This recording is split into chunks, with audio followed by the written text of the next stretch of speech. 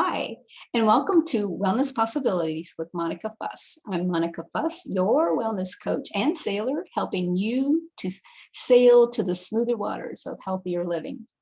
In today's episode, we're going to talk about part 5 of fixing your foods. Now, if you've already been incorporating parts 1 through 4 in your daily regimen, cutting out the sugars and all the foods that turn to sugar right away. You've been cranking up the healthy fats and the good fats. You've been cleaning up your proteins, and you've been cramming in more nutrients with all those veggies, right?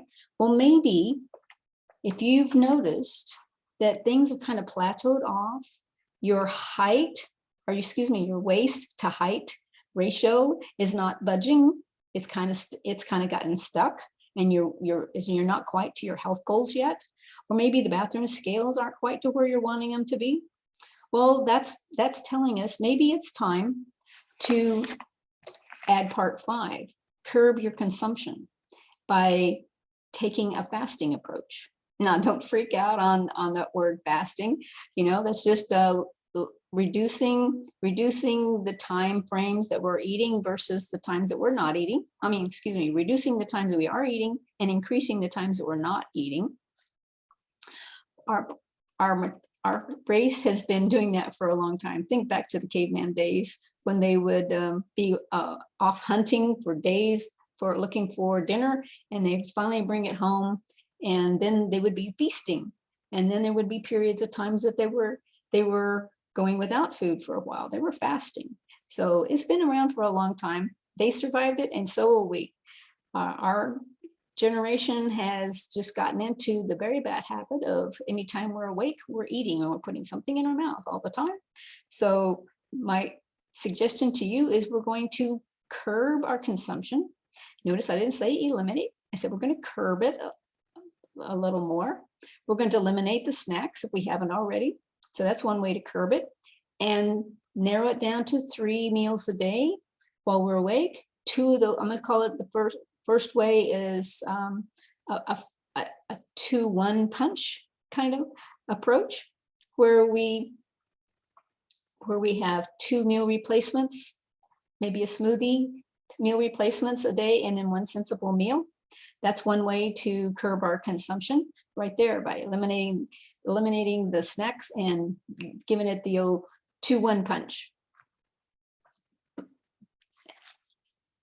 And a second way that we can curb our consumption is with what I would call an intermittent fasting. Now, intermittent fasting means that we have a period of time of feasting and a period of time of fasting. And I'm going to recommend that you have a minimum of 12 hours of fasting from the time you have your last meal of the day to the time you have your first meal of the day, a minimum of 12 hours every day. And then some days, baby step by baby step, because that's what we like to do, baby steps, because they're more doable. Okay, we're going to work on increasing that 12 hours to 14 hours, to 16 hours, to 18 hours, okay? And maybe we're going to be skipping one of those meals. Maybe we're going to have 2 meals, maybe 1 smoothie meals, or two small sensible meals during that time frame when we are eating. So start with 12, and little by little increase that. Right now I'm up to 16, and there's been a few days that I've been able to get it up to 18 or 19 hours. But you don't have to do it exactly the same every day. Some days I only do 12 hours a day, so it's okay. But the whole point is to do a minimum of 12 and increase it as you can. And then there's a third way to consume our consumption, curb our consumption.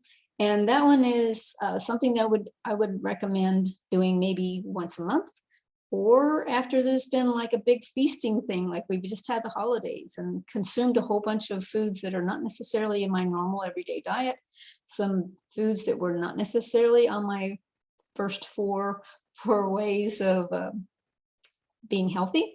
So to give my body a reset, I'm going to do a 24-hour water fast.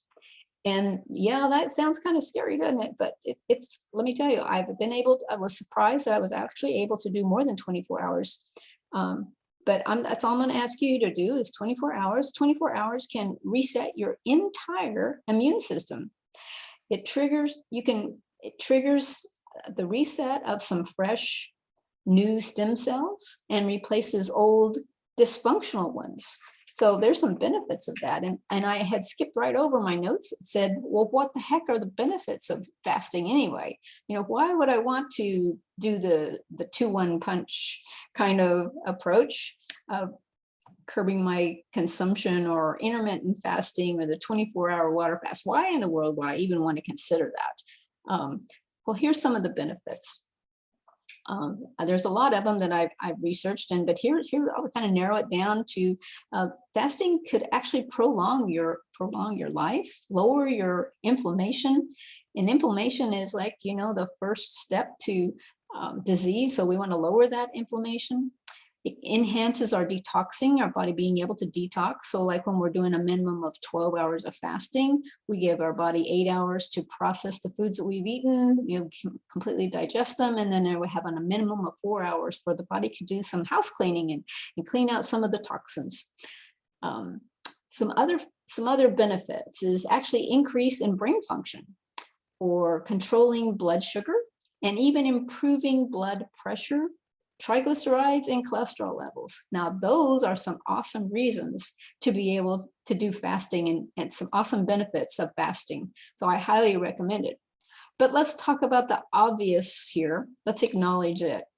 When you go without eating, when you're used to eating and putting something in your mouth all the time, you're going to be hungry. Your tummy's going to be talking to you. So just embrace that. Embrace those hunger pains, and I would highly recommend getting another glass of water. Something that I've done that's helped is put maybe a half a teaspoon or a teaspoon of a healthy fat in there in the water. And because I like to drink hot water, I can usually put in some coconut oil, and it melts, and then sprinkle just a little bit of Himalayan salt in there. So it gives me some electrolytes. So whether or not you're doing the water fast or the intermittent fasting, or even doing the 3-2-1 punch that I was talking about, no matter which one you're doing, drinking another glass of water can help during that, getting past those hunger pains. And also when you first start doing a fast, even working on that 12-hour fast, you might get a little bit of headachy, or maybe even a little bit of nausea to your stomach. But you'll notice maybe even a change. Probably you'll notice a change in your energy level or your digestion. But once you get past the first 3 to 7 days, it's different for each person. But once you get past that hump, hey, everything will start leveling up, and your energy level is going to go up. You may be even sloughing off a little more weight now, which is what we were looking for, right? We were wanting to get that waist to height ratio down. So you might start noticing some numbers changing there. You might notice that your blood pressure leveling off, even blood sugar coming down. And overall, there's a possibility of some massive changes as your body heals while you fix your foods. So thank you so much for tuning in to this episode of Fixing Your Foods with Monica Fuss, Wellness Possibilities with Monica Fuss. And I look forward to seeing you next time. Comment below and tell me how your journey is going and what's working for you. And if there's something you want some help with, text below and we'll schedule a one-on-one appointment, and I'll be glad to help you with your journey. So in the meantime, have a great day. See you next time.